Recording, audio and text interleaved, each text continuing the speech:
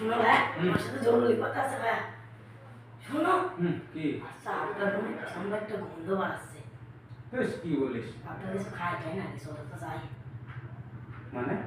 মানে চলো, সেই একটা বিশ্রী গন্ধ বাড়ছে। তাই? হ্যাঁ। ঠিক আছে, চল দেখি। চলো ভাই।